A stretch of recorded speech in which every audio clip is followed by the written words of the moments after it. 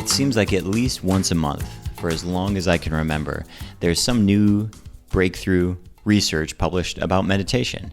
And universally, whether it's coming out of an obscure scientific journal at a university or some mainstream publication like Scientific American or New York Times, it seems like all the research is a go. It's a green light, and it's saying that meditation can reduce your cortisol levels. Meditation can lengthen your telomeres, lengthen your lifespan. It can help you to sleep better. It can improve your digestion. And the list goes on and on. It's almost too good to be true.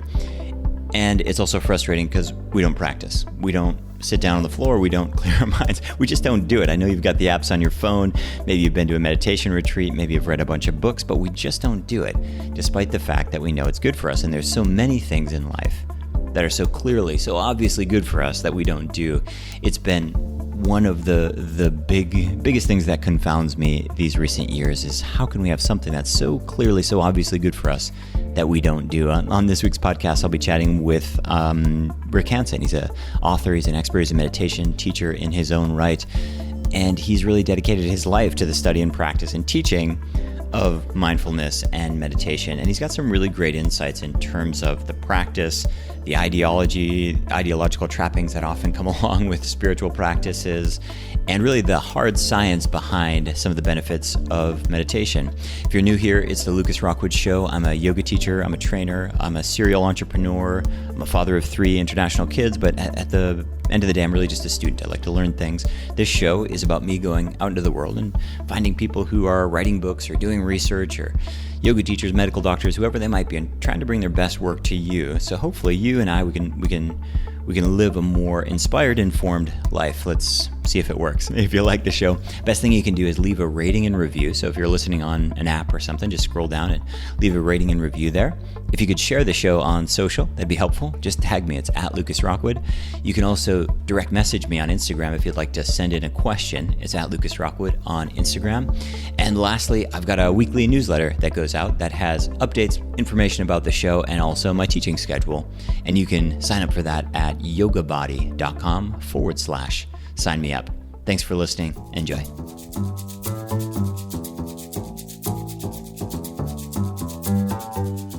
So hello and welcome everyone. Today's show is called Neurodharma, and I'm here with Rick Hanson. Rick's a psychologist, senior fellow at UC Berkeley's Greater Good Science Center, and New York Times bestselling author. His books include Neurodharma, his newest, also Resilient, Hardwiring, Happiness, Buddha's Brain, Just One Thing, and Mother Nature. He's lectured at NASA, Google, Oxford, and Harvard, and taught in meditation centers worldwide. While you're listening, check out his website, rickhanson.net. Not .com, but .net. Rick, welcome to the show. Lucas, thank you. So I know a lot of your work focuses around science, and I've really tried. I'm a yoga guy, and I've spent so much time trying to research science of yoga, science of meditation, science of breathing, and there's some really interesting stuff out there. But inevitably, I really run into a lot of what I find to be really biased research, and I'm not a researcher myself, and so I'd love to get your take on this. A lot of the meditation research I find is backed by transcendental meditation. A lot of the research studies I find are, the researchers are actually guiding the meditation. I don't know much about research, but it seems like that's a biased approach. But I also know there's great science, and I know that there's, really solid science behind it. But for people listening who are new to the scientific benefit of meditation, what is your take on published papers and research out there about meditation, mindfulness, and what we know scientifically to be good? It's a totally fair question, and of course it applies to all kinds of research on all kinds of subjects. And in a weird way, the more interesting the topic, the messier it is, and so the more complex the science. The way I think about it a little bit is, well, is it walking like a duck? So you start with just one data point. Walks like a duck. And then you get a second, third, fourth, and fifth data point. Quacks like a duck, feathers like a duck, sheds water like a duck, eats like a duck, looks like a duck, has baby ducks. More and more likely it's a duck. So the research on mindfulness in general and meditation in particular is done both in terms of psychological results and increasingly physiological results. And so on the psychological side, there are, at this point, probably thousands of studies that vary in their quality, but they converge on findings, and then you have these studies that integrate a whole bunch of studies, these literature reviews or so-called meta-analyses. And they really do converge that people who practice mindfulness kind of in the moment tend to become more relaxed and resilient and emotionally receptive to others in the moment. And then also people who cultivate a mindfulness trait as a kind of a quality they develop over time also seem to have, more resilience, more happiness, more gratitude. They're calmer, they get less stressed, they bounce back faster. It just kind of makes sense, right? Then when you look at physiological measures, it gets really interesting. And here, too, I like to look at studies that come from many different traditions that are well controlled. So you have basic mindfulness studies, then you have more mindfulness meditation studies. You certainly also have studies on transcendental meditation. Some of the early studies were done there, but they all kind of show converging results in the brain. And if you want, I'll just list 4 major changes in the brain from people who do regular practices that I bet also would be found in regular yoga practitioners. Right? So there's a lot of overlapping impact of these different things. And so one major area of brain change is in terms of regulating attention. Circuits, very loosely defined, mainly behind the forehead, that are involved in the top-down executive control of attention. Those get stronger. They literally get stronger. The circuits become more functional as well. So there are changes in structure and function in parts of the brain that do particular things. In this case, bringing a wandering mind back again and again to the present moment. So, neurons that wire together, if they fire together, they wire together. So if you just kind of work that muscle, in effect, metaphorically speaking, in the brain, you stimulate that circuit and get stronger. Okay, attention. Second, body awareness. Parts of the brain, the insula and other parts of the brain that are involved with interoception, tuning into where your joints are, like definitely yoga there, or the rising and falling of the chest, or a sense of whole body awareness. There, you're working that muscle. So build up the circuitry. Meditators and long time, probably, I'm sure, different traditions too. Could be Christian contemplative practice, Sufi prayer, indigenous people, first people practices as well. The same thing. If you're working the muscles, however you sort of do it, or in whatever frame, religious or not, you do it, fundamentally inside the brain, you're just working the circuit, and you strengthen it as a result, and then you get the lasting benefits of that with you. So third major area, emotion regulation. So parts of the brain like the amygdala that tend to drive stress reactions and flares of upsetting feelings and ways of being with other people, the amygdala gets calmer with people at long-term meditation practice. Another part of the brain, the hippocampus, that calms down the amygdala and puts things in perspective, it gets stronger. So that's a third major area where you see a neurological change in terms of emotion regulation. And then last, sense of self. This is really interesting. Major parts of the brain, particularly what's called the default mode network. It's a funny name. It's sort of in the midline of the top of your head toward the rear, spreading to the sides. It's kind of what gets active when we space out and ruminate. So if we're caught up in regretting the past or worrying about the future, we're in the ruminator, and that circuitry is alive and active, and it gets strengthened with people who go there a lot. On the other hand, a lot about meditation is about being aware of rumination and mind wandering and then coming back to whatever it is you want to rest in. Could be the feeling of your body as you do yoga, or the sensations of breathing if you're doing mindfulness or breathing meditation, or prayer, whatever it might be. You're coming back to it. And so that creates the result of reducing activity in the default mode network, which is a major basis for self-referential processing, being self-preoccupied, caught up in me, myself, and I. So the fourth major change that happens with long-term meditators is in terms of the sense of self. Neural circuitry tends to quiet, obsessive self-preoccupations and leads people to kind of a more holistic, expansive, everything included sense of themselves. More like, instead of just hyper-focusing on one instrument in the orchestra, me, myself, and I, my precious. Instead, people who are long-term meditators have more of a sense of the whole orchestra playing, the whole totality of the person process altogether. So those are 4 examples of ways in which there is solid research at this point. Many, many studies contribute to the result that I identified there about how long-term practice produces long-term changes in the brain and then in the rest of the body too, like in the immune system. It's a really, really interesting answer. I'm excited to learn more about all 4 of those areas. The next question that I wanted to have for you, which kind of leads into this, is, meditation, mindfulness are kind of the alt health topic du jour, right? Everyone's talking about it. And so inevitably, when you start talking about it, people say, oh, yes, walking my dog is my meditation. They say, listening to hip hop is my meditation, and riding the train to work is my meditation. I kind of, I guess it's hard because I have like sunk cost bias here. I'm a yoga teacher, so I've put a lot of time into learning this, and I kind of feel like what I'm doing is a little bit more skill based than gardening, but I don't want. Yeah, right. It's like lifting my fork. It's my triathlon. Right. No. Right.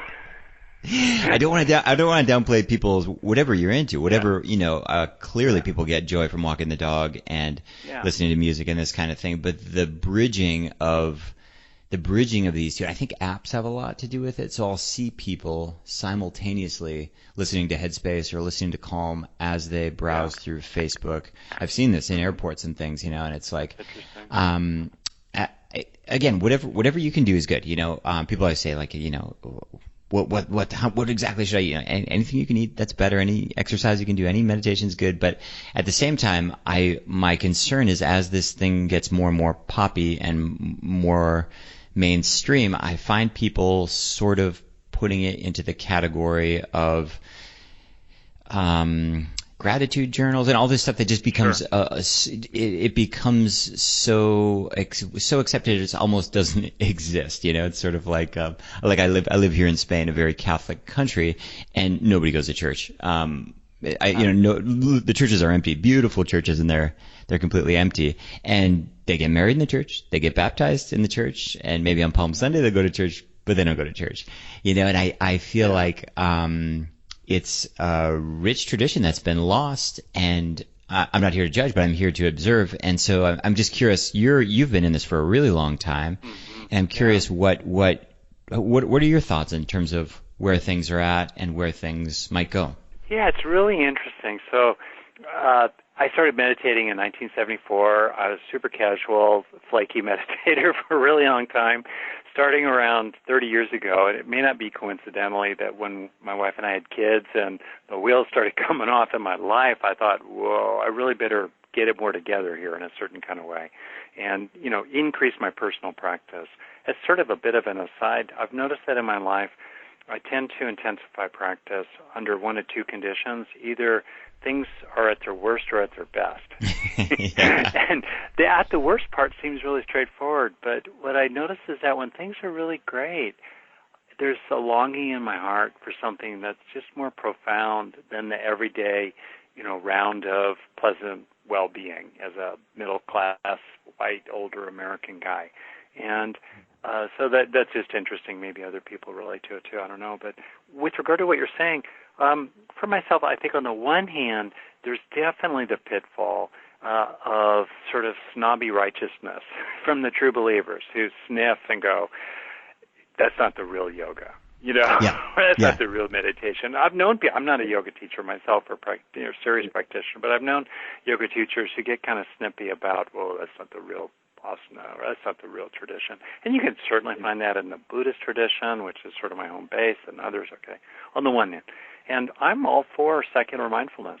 I think if you can take something from a tradition, I'm fine with people doing yoga, frankly, as a physical process, detached from Patanjali and all the rest of that, as long as they understand they don't go into the other pitfall, which is to think that for example, mindfulness of breathing is the entirety of the Dharma or the whole of the Buddhist tradition, or that if you're doing, I don't know what, salutation to the sun as a way to work out the kinks in your back, that somehow you're really, involved in some process of awakening that's deeply respectful of the Yoga Sutras and stuff like that. As long as you don't make that mistake, right? As long as, honestly, going to church once a year while the rest of the time being very unchristian, and that's a problem, right? So, two pitfalls on either side. But in the middle, my bottom line is it really has to do with the result people want. And this is where it gets practical. If you're getting the result you want, walking the dog, chilling out, and listening to hip-hop on your headphones, and still, when you come back, you're nicer to your family, you're more relaxed, your blood pressure's lower, good, fine, if that's the result you want. On the other hand, if what you want is a deep training of attention so that you become more and more kind of like a rock where you put your attention, plop, it stays there until you want to move it. Boom. If you want to train in that serious way, it's like deciding to yourself, I want to train myself so I can actually run a marathon. Well, you got to get real about the level of training that's required to get the result you want. And if you're someone who's interested in the sort of upper third or 10th at least of human potential, where, we're moving beyond kind of ordinary well-being, get to the weekend and relax and then start all over on Monday. If you're interested in something that, is described by the people who've really explored the upper reaches of human potential, which I then reverse engineer in my book, Neurodharma, what did they do actually in their brains to be that way? If you're really, like I am, I'm really interested in the next step. It's kind of like I've done a lot of rock climbing. I'm the kind of person that just sort of wants to noodle around and get higher. I mean, not so much with drugs, but you know what I mean? Like just get to the next ledge or what's the view from that higher point? And so I am interested in a more all-pervading inner peace, a deep calm, and honestly, a juicier, more open-hearted, more loving, heartfeltness, lovingness, frankly, for other people. Those interest me. And so if those are the kinds of things that interest a person, including how rapidly they recover from being upset, and what is in the kind of ongoing stream of their own consciousness. What's the flotsam and jetsam in the stream of consciousness for this person? Is it really happy most of the time? Is it clear and peaceful? And even as they engage issues, do they feel fulfilled? Are the deepest longings in their heart really fulfilled? If so, fantastic, great, keep going. Keep it up. On the other hand, if deep in your heart you were to think, wow, I want something more. Or deep down, I'm okay, but deep down there's a discontent or a restlessness or an edginess or an unsettledness, and I want to address that. Well, then you probably need to explore practices that are deeper and broader and more sustained to get the kind of result you want. What I think a lot about is, or I guess what concerns me is we live in kind of a meme culture where there's top 10 lists and little headlines, and doesn't matter what side of the political spectrum you're on. If you go to a news website right now, there's just kind of ridiculously shallow thinking happening all over the place. And I see, I guess, just in my own life, I just think about how long it's taken me to realize how little I know and how hard I'm trying to understand things. I get a little bit concerned. I get very concerned about how little we know about so many things and how that's affecting major life decisions on the micro level and major political decisions on the macro level. But I know that I want to chat with you a little bit about Buddhism. I got very interested in Buddhism in my early 20s, and I moved to Southeast Asia. And I lived in Thailand for 6-7 years, and I was really excited to move to a Buddhist country. And then I came into the religion of Buddhism, Theravada Buddhism specifically, and I thought, this is totally different than what I was expecting. There was prayer, a lot of mysticism, things that would look almost like fortune tellers happening at temples. Right. And, you would pray for the typical things, money and a husband or a wife. And the little that I knew about Buddhist teachings, I was like, this is really nothing like that. I think the people say Jesus would be turning in his grave. Yeah. I think the Buddha Exactly. too would be. You can imagine Jesus walking among us today, or let's say, or the Buddha. I think he would be just scandalized by a fair amount of stuff like that. Have you read much of the so-called Pali Canon? The original teachings in a good translation. I haven't. Well, I would Is it worth highly reading? recommend that for anybody. And they're, a wonderful book for anybody who's at all kind of serious about it. It has a funny title. It's called Satipatthana. The Satipatthana. Sati means mindfulness. Patthana means foundation. So it's a book that explores the Buddhist core practical teaching about how to practice, including how to meditate, and also what are the major themes. And it's by the German monk who writes beautifully in English, Analayo, Analayo, Satipatthana. It's a fantastic summary book that's really oriented around practice. You could do that, or there's another kind of great anthology of what the Buddha fundamentally taught called In the Buddhist Words by Bhikkhu Bodhi. So I'm being a little inside baseball here, but these are great. And the point is, it's interesting, like what's available to us that Jesus purportedly said, would probably be, I don't know how many words, a couple thousand words maybe. It's probably 10 pages. If you just extract not what was said about him, but what he said supposedly, as was, written down many, many decades after he died, scholars say.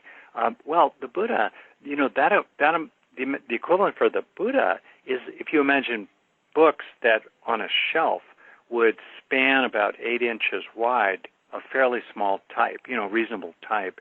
That's how much there is the surviving record of the earliest written record of the orally transmitted teachings. So there's a lot there. And most of it is entirely psychological. It's super pragmatic. And it really boils down to the basics. Things change. If you cling, you suffer. If you relax and are virtuous and cultivate love in your heart, you're going to do a lot better. That's kind of core Buddhism, right? And then around that, there are all these different cultural trappings. You go to Tibet, you see trappings. Go to Japan, practice in a Zen center, you see cultural trappings. Now we're starting to see cultural trappings as Buddhism has moved into the West. But I think the heart of it is very straightforward. If I could, what we know of what the Buddha actually said is subject to some dispute because it was orally transmitted for a long time. But, it's our pretty good guess. And if it hangs together, it seems like it really comes from one person's experience and viewpoint. His final words, a good translation of them, literally his dying words were, things fall apart, tread the path with care. And right there, we have impermanence. Things fall apart. All that is compounded and subject to arising passes away. The body, a relationship, this experience, this moment, instantaneously, things keep falling apart. Groundlessness that's inherent in all experiences. Now we understand scientifically more and more the quantum foam of the universe, that everything is just a passing patterning of, essentially, whether it's quick like a lightning bolt or slow like, the Milky Way galaxy. And then tread the path with care. Conscientiousness, that aspect, attentiveness, diligence, not sloppy, not mistreating other people, and also care as in heartfelt. Bring your heart to it. Bring ardor to it. Courage. Encourage yourself and encourage others. Tread the path with care. I think a lot recently about influence and somebody like the Buddha or Jesus or Muhammad or these people. They have this lasting cross-cultural influence. Is just such a mystery. What was it? Was it the simplicity? Was it their charisma that can last for millennia? It's a really interesting thing to think about. Is there anyone among us now who is having that kind of impact? Don't think so, but maybe I'm not paying attention. It's a really interesting thing to think about. But why do we tend towards ideology? Why does it immediately turn into Buddhism instead of the teaching of Buddhism? Why do we tend towards esoteric? Why do we get into, wishes and superstition and asking for money and the power of the gods and things like that? Why do you think why do you think we jump so quickly from what is kind of this stoic, miserable practice of equanimity to something like that? It seems like such a jump. Well, so much in that. The same intelligence that can enable you and me to be speaking right now. You're in Spain, I'm in California, right? That same intelligence that can do that and offer, hopefully, some value to people. That same intelligence, of course, can proliferate with all kinds of conceptualizations and then can identify with those views and then generate dogmatism and very quickly, just righteousness, and that's then used against others. So, it's kind of like a hammer. You can build a house or you can murder somebody with it. And so for me, there's no replacement for a moral view.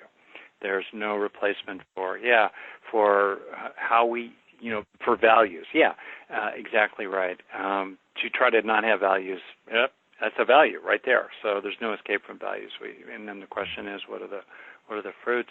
For myself, a lot. I think, I'm in my mid-60s. I grew up in the height of the human potential movement. I'm like you. I've just seen a lot of stuff over the years. I've seen pitfalls, and I guess I kind of come to a certain bottom line take that if there's value in something that's true, people they'll find the heart of it, and they'll practice with it. And some people won't, fine. Some people will get stupid about it and abuse it and exploit it. That's wrong. Don't do that, But at the end of the day, it's sort of like, I think a lot of these concerns, sometimes I think they're sort of abstract about other people. And the real question is,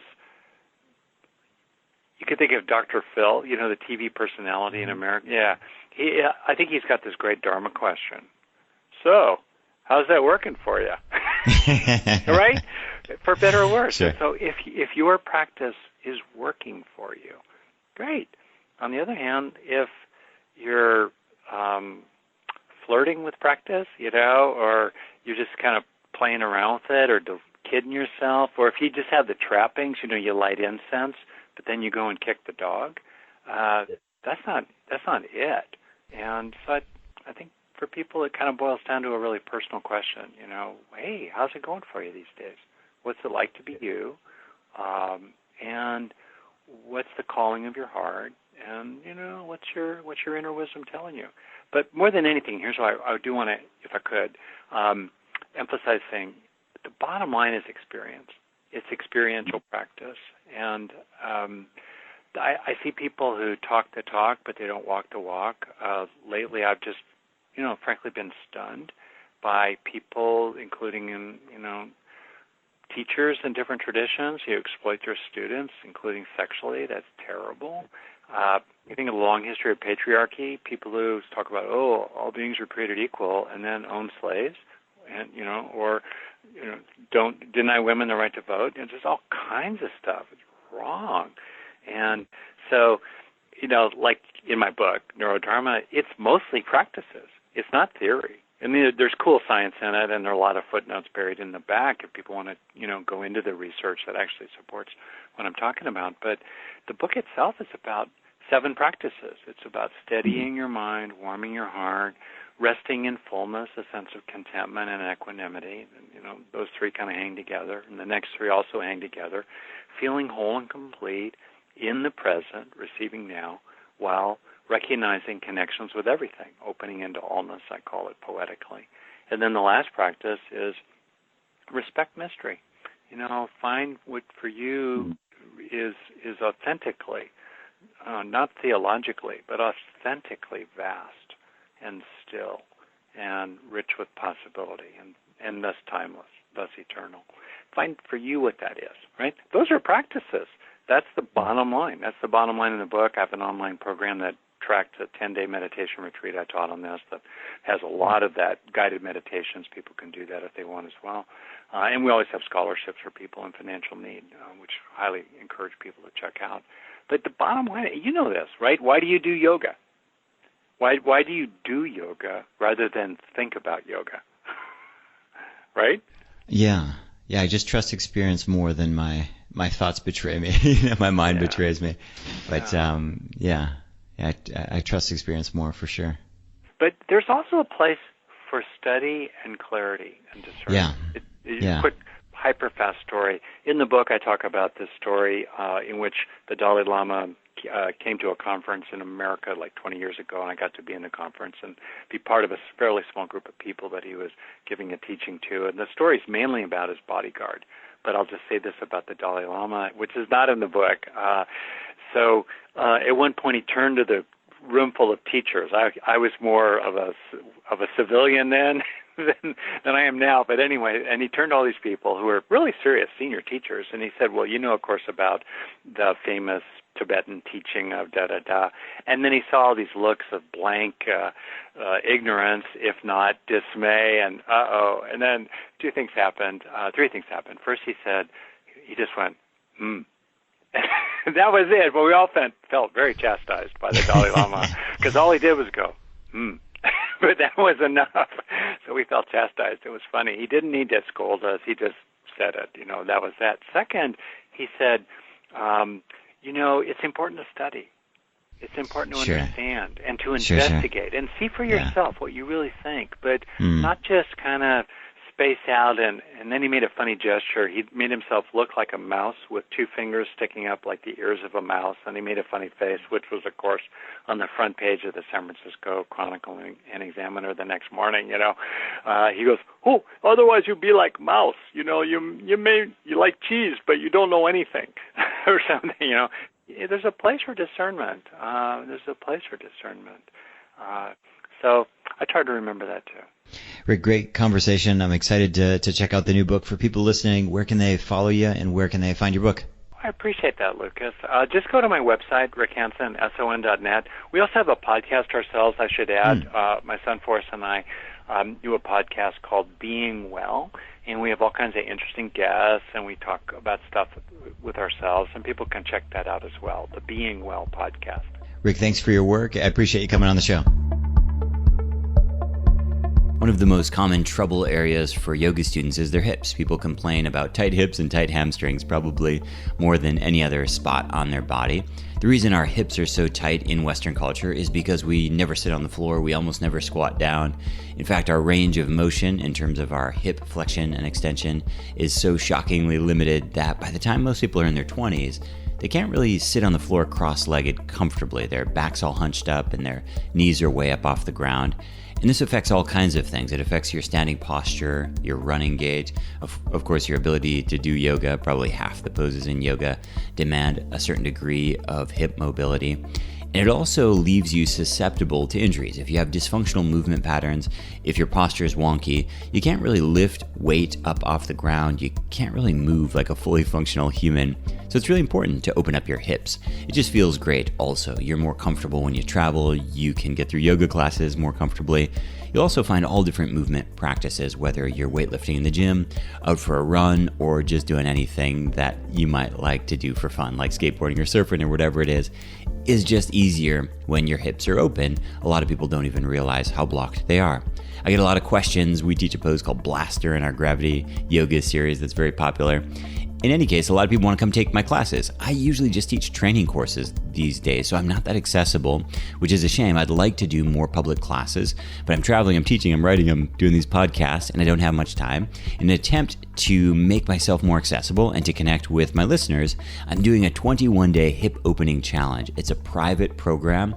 It's available on Instagram in a private group. It's really simple. I know you already have Instagram.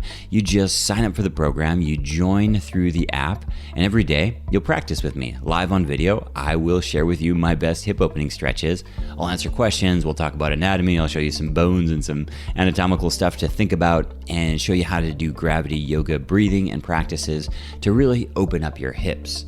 Now, in 21 days, the question is, can I really make progress? And the answer is absolutely. You'll make huge progress. But even more importantly, you'll set the stage for some really massive transformations. When it comes to mobility, usually about 80% of the gains you'll ever make are made in the first year, and usually about half of those gains are made in the first month. So it's really big gains. You'll notice it right away, and it's pretty fun as well. Hip opening poses are really intense and very rewarding as well. I usually do it right before bed or in the evening because the breathing that we do with gravity yoga tends to put you to sleep. In any case, to learn more, go to yogabody.com. Scroll down, you'll see upcoming courses, the 21-day hip opening challenge. I hope you can join me. This week's nutritional tip comes in response to a question from Betty on Instagram. And Betty asked a fitness question, but I'll answer it with a nutritional answer. Betty says, Lucas, summer is coming up and I'd like to lose weight.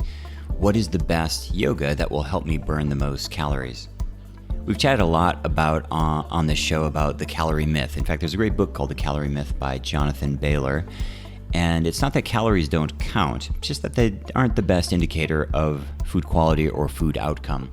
I like to say, let's imagine you wanted to drive from Los Angeles to San Francisco. To drive, I did a whole bunch of times when I was a teenager. And let's imagine you were looking at a map. Let's say you were looking at Google Maps. And Google Maps said there are exactly 113 stoplights between your current location and your destination. Well, that would be really interesting information. But if you try to calculate how long it's going to take you based on the number of stoplights, you could get pretty accurate. You could say, well, I think I'm going to be on the freeway for 90% of the time, so 10% I'll be on local roads, and you could get pretty accurate, but you'd miss by at least 10 or 20%. Is that information still correct? Of course it's correct. Is it still relevant? Sure, it's relevant. But it doesn't tell you how long it's going to take you to get from Los Angeles to San Francisco. Calories are like that. It's an important piece of information, but it doesn't tell you that much. Here's what I can tell you, right? If somebody's morbidly obese, they're probably eating 3, 4, 5,000 calories a day. Okay, that's fine. What do we do from there? The reason I mention that is because counting stoplights, counting calories, it's usually a losing proposition. You're usually better off counting carbohydrates and focusing on mental and emotional stuff. That's where I've found people have the best results with weight loss. What does this mean? Well, let's imagine that you're carrying a lot of extra weight. Let's say you're carrying 50 or 100 extra pounds. You could count calories, but I'll tell you how many calories you're eating. Too many. So why count them? Instead, why don't we look at something like carbohydrates? With your carbohydrates, you're probably eating 3, 4, maybe more like 500, 600 grams a day. That's too many. Let's take your ideal body weight. So let's say you wanted to weigh 140 pounds, and let's just do some sloppy math, and let's say 1 gram of carbs per 1 pound of ideal body weight. So you want to weigh 140 pounds. Let's say you aim for 140 grams of carbohydrate intake per day, or a little bit less. That's okay too. For almost everybody, that will lead to natural weight loss without any kind of crazy restriction, any kind of paleo, keto, raw food, ketogenic, none of this craziness. Usually, really simply, that'll get you in range. And it usually doesn't involve tons and tons of restriction. Now, you're saying, Lucas, I need to lose 100 pounds, like nice advice, but this is going to take a couple of years. And yeah, you're right. Why am I giving you nutrition advice when you asked for exercise? It's because about 80% of your body composition is made in the kitchen, not in the gym.